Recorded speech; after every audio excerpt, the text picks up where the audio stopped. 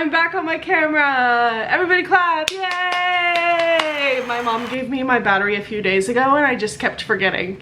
So now we're fully charged and ready to start vlogging on this again. It's currently the evening and I got my book of the month box today, so I figured we could open it together. This month I ordered a few add-ons, so I actually have like a big box.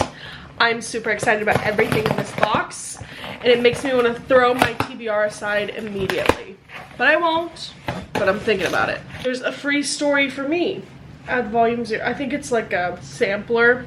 Who knows? Okay, so my book of the month pick this month was Casey McQuiston's The Pairing. It seems like it's going to be a second chance romance between Theo and Kit. Had a brutal breakup and then went their separate ways for a few years.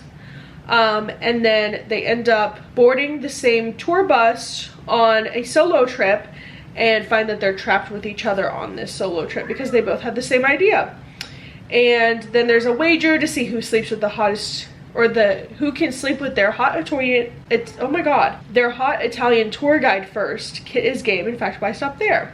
Why not a full-on European hookup competition?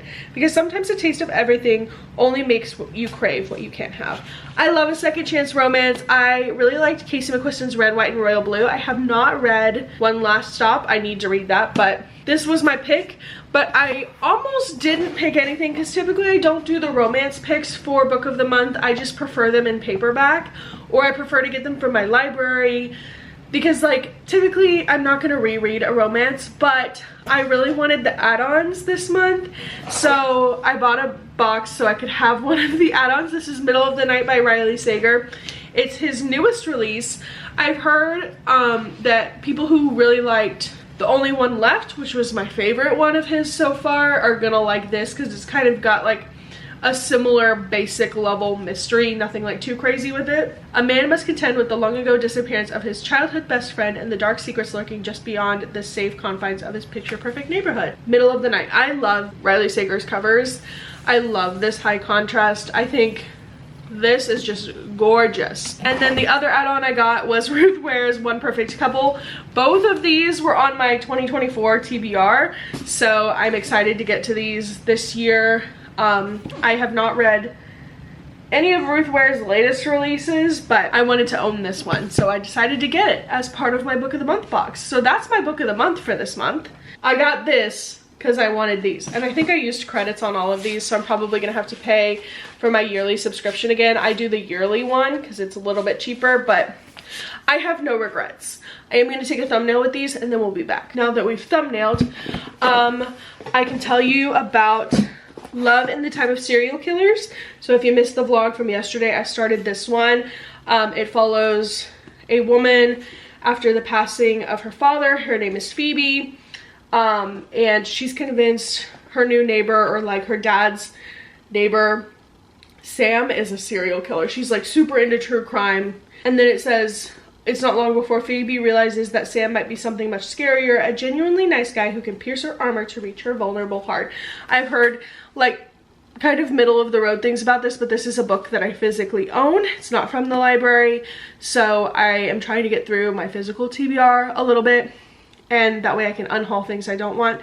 But this is a book that I just loved the cover of when it first came out, and it really interested me to do like true crime and a romance because I love both of those things. Clearly, you know, I like a good mystery based on the books that I just showed you, so I thought this would be an interesting pick. So far it's just kind of fine, but I'm only a few chapters in, so my goal is to make some progress on this today. Ideally, I wanted to finish this book today, but I don't think that's gonna happen. My goal was to finish this today and then have like the weekend to read another book, but I don't know that that's gonna happen, so we'll see. But for now, I'm gonna read this a little bit. I'm actually going to eat dinner. I picked up McDonald's because I really didn't want to cook, and I have no regrets. It is gonna be fantastic. I already had some of the fries in the car on the way here. I'm gonna watch some YouTube as I do. Y'all know my routine now. I get home, I watch YouTube, I eat dinner, there's usually a snow cone involved, and then I go to bed and read. That's like typically my routine. I'm kind of like turning into an old person. If you were to ask, Shelby, did you take a 2-hour nap? I would tell you it's not unlikely, but I can neither confirm nor deny. Now I'm here with Marcus. Frankly, we walked out of the room so I could come get the camera. I napped on the couch for like 2 hours, allegedly, and then I went to go hang out with him, and we've been hanging out for like 5 minutes. He does not like being held in my arms when he could go play with brother, but him and brother just aren't at the place where they can do that comfortably without me keeping a firm eye on them, because you got a lot of energy and so does brother, and then when you two get into it, you don't know how little you are, and brother doesn't know how big he is, so it just causes a lot of craziness, and I don't want anybody getting hurt. I am going to go read for the next few hours because I took a 2-hour nap, allegedly, and so if I napped, I'll have some extra energy tonight. Whitney and I are going to brunch tomorrow with a friend, but until then, I may FaceTime her and we might do some buddy reading situation.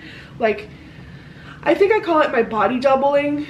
Like, she's on the other side of the phone, so it feels easier to read. I'll probably put some ambiance on and do some of that. I am gonna make a snow cone though. So I'm gonna go put him away and then we'll make a snow cone. I refilled my water. I have these super cute water Stanley charms I've never shown y'all, so I figured I could. So this one is of course the cardigan of Taylor's. This is a little cover that Whitney got me for the top of the straw. I'm weird about like things falling into the cup or, you know, people touching the straw, so she got me these straw covers because she knows me well. I think these are from Amazon, and we like split the pack between the two of us, and these are actually perfect because we have a lot of little gnats or fruit flies at work and we can't get rid of them, so this is like perfect to cover the straw, and it just keeps my water nice and clean. And then I do have this little topper plate on top of the Stanley. It's just a green bow that matches the color of it. Isn't that so cute? Thank you so much. Okay.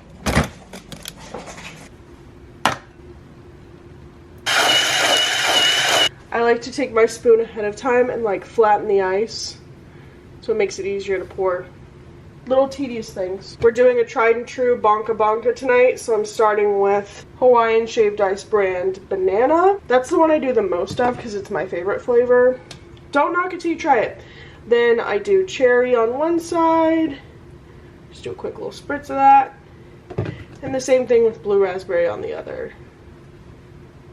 Beautiful. That is a Bonka Bonka. And then I usually mix it up and let all the syrup sink. Now that our Bonka Bonka has been secured, Theo has decided it's perfect time to use the bathroom, which means it's a perfect time for me to go hang out in my room. Do you want to play with the string? It's been a while since we've done this. We haven't had camera vlogs.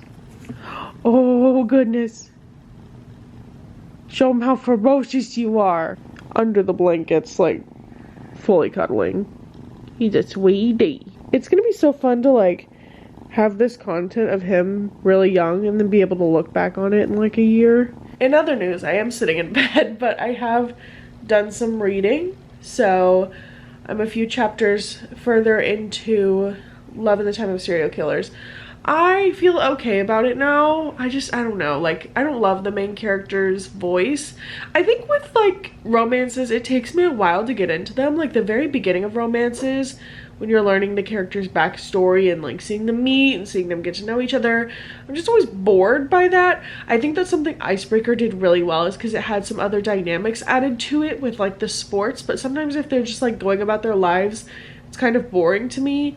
Like, I don't really care about her getting her PhD. I don't know, like, it always takes me so long to get into a romance, and then by the time they're together, you're like halfway through the book, or sometimes it's not even till the end, so I don't know. So we'll see how this goes. Oh, I'm going out of focus. Hey girl, we're gonna hang out for a bit.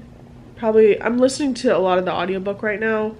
I'm just, like, so tired that I know I'd fall asleep if I was physically reading it, and so I've been listening to audiobook for a little bit. Wanna go have some dinner? Huh? Let's go get you some dinner. Come on. Yeah, it's dinner time. He doesn't like that I just picked him up and he's not cuddling anymore. Oh, goodness. Ouch.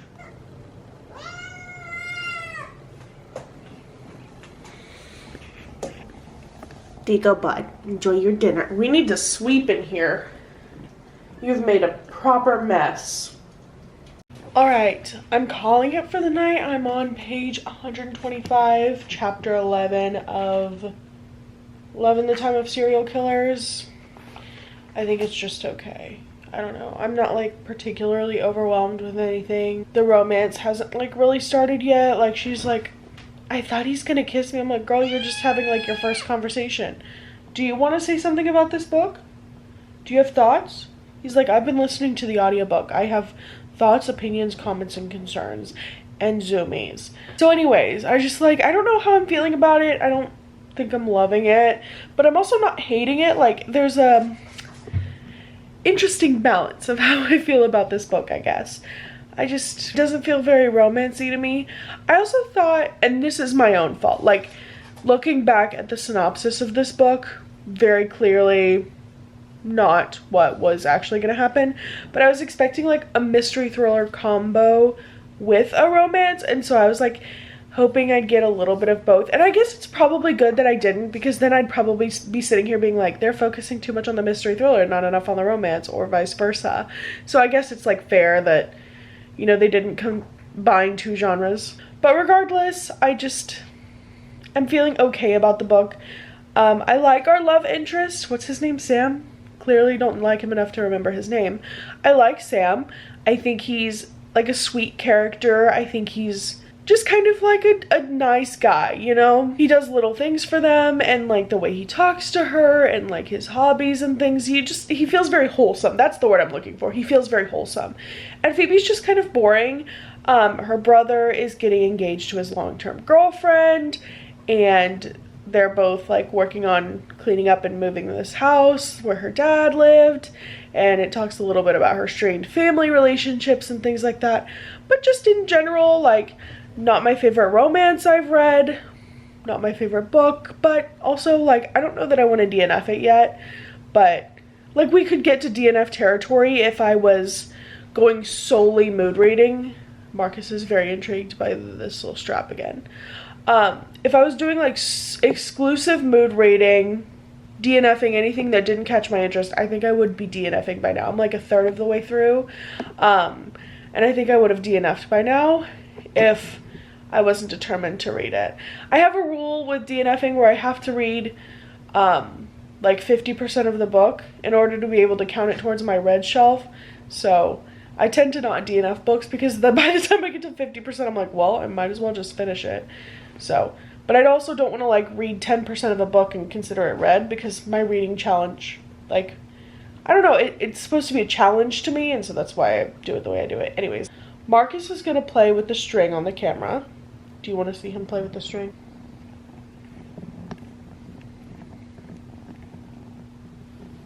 So I think we're going to head to bed. This is fun. Thanks for watching today, you guys. I've been loving doing this VEDA series. Like, I don't know if I've talked to y'all about that, but it's just been such a fun challenge to edit every day a little bit and like regularly post content and not worry about necessarily like the quality or the intellectual competency of how I sound. So I've had a lot of fun with this. I might do Vlogmas too because it's been so fun. So anyways, Marcus is riled up. I'm exhausted. We're gonna head to bed. Thank you guys so much for watching. I hope you all enjoyed. We'll see you tomorrow, won't we? He did. I'm gonna get this string whether or not it kills me. We're gonna go to bed. Happy reading.